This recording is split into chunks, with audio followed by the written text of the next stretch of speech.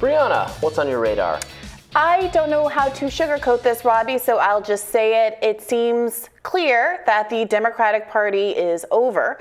I saw the writing on the wall and left after the Obama years. He was probably the best the party had to offer, and he revealed himself to be a truly disappointing character. You could drive a Bronco through the gap between his campaign promises and reality. And 14 years after he promised hope and change, we still have no campaign finance reform, Roe isn't codified. And instead of using his incredible political gifts to advance the interests of the communities he was supposed to represent, he's now angling to buy a basketball team. I guess it's easier to crush a future strike if you own a franchise. Now, that's not to say he did nothing. It's meaningful, truly, to not be denied health insurance because of a pre-existing condition. It matters that 35 million Americans got insurance in the first place through the ACA. But it wasn't enough. I was hopeful that an independent senator from Vermont might right the ship. Bernie stood up to Barack Obama when he threatened to cut Social Security. He truly was unbought by corporate money and was willing to call out the banks that destroyed American homeowners in 2008, even while Barack Obama was consulting with those banks to pick his cabinet. But even Bernie failed to take the type of stand that could have rescued poor and working class people from the corporate duopoly. Push come to shove, when he should have been fighting for our lives at the start of a pandemic, he told America that Biden would be a good president, that he wasn't corrupt, and he endorsed him within days of dropping out of the race, declining to even withhold his endorsement for anything at all. The populist left is such a non-entity that it couldn't go 24 hours without bending the knee to liberal know-nothings, withdrawing a letter, the most milquetoast critique of Biden's policy toward Russia-Ukraine. The letter didn't ask to withdraw aid at all. It merely asked, Oliver Twist style, please, may I have some peace? And progressives still couldn't stick the landing. But despite all of that, libs are gearing up to blame powerless progressives for what they anticipate will be a disastrous midterm result. Here's Chuck Todd this week on MSNBC. If Democrats come up short in some of these places, I think there's going to be a lot of finger pointing.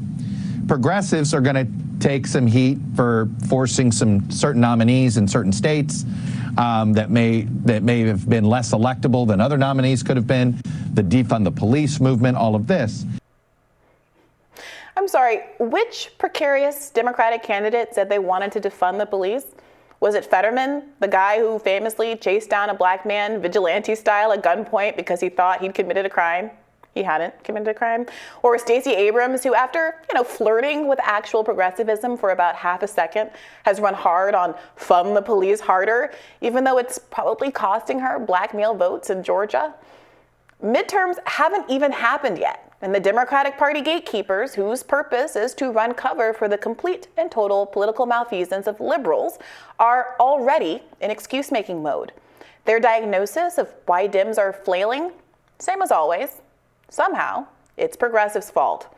The blame, however, lies squarely at Biden's feet. For one, he's done next to nothing about inflation, punting action to the Fed, which acts independently and whose only plan is to purposefully cause a recession by raising interest rates. In an article published yesterday in Vox, reporter Rachel Cohen asks, is the cure for inflation worse than the disease? The Federal Reserve's interest rate hikes mean 1.2 million people will become unemployed by the end of 2023. Others estimate that number could be as high as 3.2 million Americans out of a job. Quote, I wish there was a less painful way to do that, said Fed Reserve Chair Jay Powell. There isn't. Oh, well, I guess. Sucks to be you. The pain is the point, by the way. They are trying to slow down consumption by literally taking away your salary. The super consuming rich, though, no one's trying to curb their consumption. No, a wealth tax is firmly off the table, as are the types of interventions Europeans have fought for and secured, like a cap on energy prices.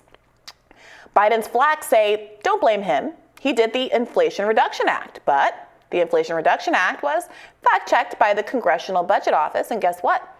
It basically does nothing to reduce inflation.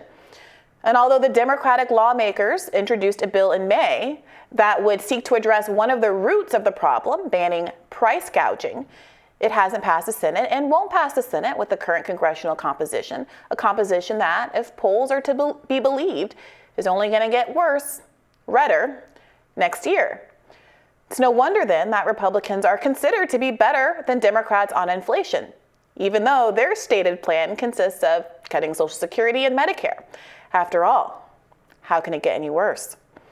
We know the main driver of inflation is corporate greed. California populist Katie Porter made this case before Congress last week, and a fact check by the Economic Policy Institute and the Roosevelt Institute proved her right.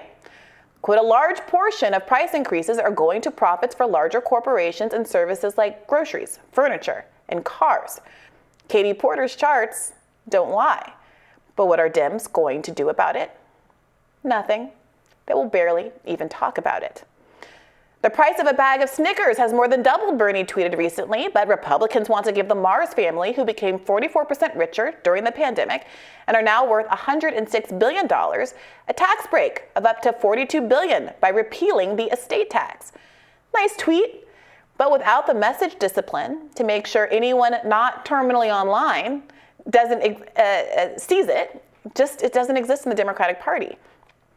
Good thing they've been spending so much energy messaging about saving democracy. This is a moment for real, independent, populist progressives to stand up to the plate, but they're nowhere to be found.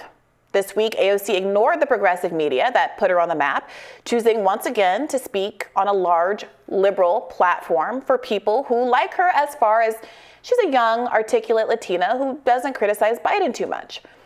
During her Pod Save America interview, she said a number of insightful things that were, in fact, an accurate diagnosis of what Democrats are doing wrong. And you should listen to that full interview. There's good stuff in there, but she also said this. Special interests. Our entire political system is designed to be very, very acquiescent to money. And the difference is that Republicans, that is part of Republican ideology, is to support corporate America. I think the Democratic Party, we really struggle because we're supposed to be the party of the working class. But in reality, there's a lot in our big tent. It's highly segmented. And I think that there is a lot of objections from that within our party, which prevents us from being as forceful on these issues as we can be. This is the problem with left electeds. They're often spot on and even more often are so close to saying something true, but then miss. Look, our politics are being killed by special interests, both Republicans and Democrats. But AOC weirdly pivots when she gets to the Democrats, saying that the real struggle, after saying that the Republicans have this problem with special interests, that the real struggle for Democrats is the party's diversity. The problem, she says, is that we're a big tent. I mean, give me a break. How can alienated voters, of which there are a huge and growing number, begin to understand that they should be following you? That left populism offers more than right populism. That you have real solutions if you refuse to call out your own party as bought and sold too. She used to call Dems out. It was why we loved her. But if this is the best the Democrats have to offer, I have to think that there's no hope. Look, I'm not optimistic, but I hope to God that the Forward Party, the Green Party, or even Libertarians can get their act together and figure out how to mount a real challenge to the two-party duopoly, because things are looking bleak. We're in a world where the right offers up a fake social conservative who's been alleged to pay for multiple abortions while he's simultaneously playing the choir boy. And the liberals are offering up a fracking-loving vigilante who likes to citizens arrest black men in his spare time. And neither of them, for very different reasons that engender very different levels of empathy, can really articulate their platform, much less inspire the kind of political revolution this country needs. We are on a precipice, and I, for one, am scared, and I'm tired, and I'm seeing protests getting more and more extreme on both sides of the aisle, and honestly, even though I disagree with some of the choices people are making, I get it. Riots, after all, are the language of the unheard, both on 1/6 and during the George Floyd protests. We have everything we need to truly make America great again. The people were never the problem. The problem has always been elite gatekeepers. Will anyone stand up and show the people how much power we really have? Or do I have to look forward to the Herschel versus Fetterman ticket or Herschel versus Fetterman in 2028? Oh, I hope not. I mean, I know that we talked about that debate a little bit yesterday, and some people seem to have come away with the impression that I thought that Fetterman did a good job. No, that's not the point. The point is that it doesn't matter if Fetterman does a good job or if Herschel Walker is a complete hypocrite. Nothing matters other than that people want control of the Senate. Republicans want their people in control. Democrats want their people in control. And there's good reasons for that on both sides, for ideological reasons. And so increasingly, the quality of the candidate just doesn't matter. You've made your critiques of Republicans making bad candidate choices and not having these downstream effects and making this a closer race, a closer midterm battle than it needs to be. But the real people suffering here are the American people who increasingly have no one that's actually reflecting their interests in Congress. Yeah, I wish it mattered more. As I actually do. I like some Republicans better than others. I like some Democrats better than others. Actually, on the Republican side, there is some. Well, on both sides, there are differences in views and intellectual traditions. The Republicans are going through such a transformation right now to a more worker-friendly part. I don't roll your eye. Who does corporate America prefer these days? It's Democrats. It's not. It's Democrats. I don't know, maybe vibes. Democrats maybe based are becoming wait a minute, Robbie. Maybe based on vibes and like whoever says something is woke or something. But if you look at open secrets and look at who these corporations are giving to, they now, as always, are giving equally Hillary Republican Clinton. and Democratic. Hillary Clinton's not running for office, Robbie. Well, they're now, as always, better than. They're now, as always, giving to both parties in equal measure. There are certain industries that favor Republicans, oil and gas, those kinds of industries, and there's certain industries that slightly favor Democrats.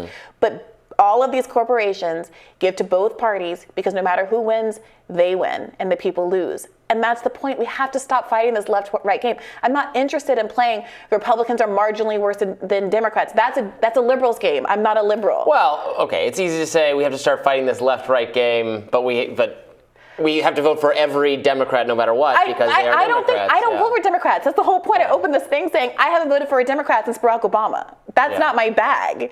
My frustration is that I feel like every time... I'm voting for Republicans since Ron Paul in the primaries. I feel like every time that I criticize Democrats, I criticize liberals, but I feel and there are meaningful differences here, right? Like I don't want there to be a federal ban on abortion. So like I completely understand people who want to sign up and vote for Fetterman or vote for whomever. But at some point there has to be a break. At some point, progressives need to try to take over the Democratic Party the way that Trump and Trumpism has taken over the Republican Party, or someone like Andrew Yang needs to figure out that they need that where they're needed is not to create another corruptible party, but to really say we're not going to take the corporate dollars that have made both parties so beholden to corporate interest in Wall Street and actually chart a new path that people like myself, disaffected people, can actually feel comfortable joining. Look, I've said this before. I think it matters what the progressive policy we're talking about is. I think you concede this or agree with this to some degree, that cultural, social, progressive issues are not broadly popular. And they're also not the subject of federal policy making. Many economic progressive issues, if presented a certain way, are popular, I would say. The word socialism is not popular, Marxism is not popular, but giving, which I'm not opposed to giving people who need help more help, et cetera. You can phrase it in such a way that these are popular policies. I can see that. And here's the thing about the social stuff. There's no federal social policy. There's the Democrats aren't trying to No, that's not true. What the some DEI stuff, some gender and race stuff is administrative. It's by the education department and the. You mean the advisory letter that Obama sent to don't let people use the bathrooms that they want? That advisory letter is what you're comparing to. It came this close to abolishing the concept of female sports. This close. I'm sorry. I can't get into that with you right now. I'm not going to do this. We just did a block. People can't pay their bills. We're about to talk about learning loss. One of the drivers of learning loss, something like over 100,000 kids in New York City were homeless. People in the New York City public school system were homeless last year. We have millionaires and billionaires making more money than they ever have in American history. With the pandemic, where people were suffering, being a period of time where they earned even more. There's corporate price gouging, and we can't even have a single bloody person in Congress bring up a wealth tax in this moment.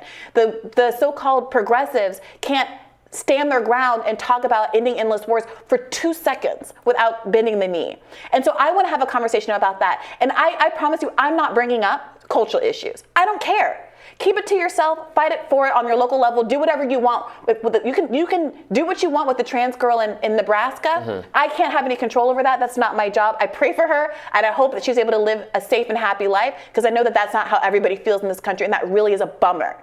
But things are so dire. We have to be able to focus on the big issues, because the people who are in charge are depending on us not doing that. Well, keeping schools open, I agree, is a big issue, but that does impugn specifically Democratic policy priority. Fine, not even on the cultural front, on a kind of social or economic front. Those were Democratic priorities that the people are very frustrated with. I think schools should be open, and I think that they should have ventilation systems, and masks should be available. They got billions of dollars to do so. They didn't actually. I was looking at there was a fascinating. We didn't talk about it. Maybe we should have. There's a great Washington Post story on how so much of the money schools got, they didn't even bother spending. Yeah, and those are the things that we should be united on pushing. Yeah. Unfortunately, it's going to be harder for us to get any of those things enacted going forward. And it's a bleak time. We'll have more Rising right after this. Stay with us.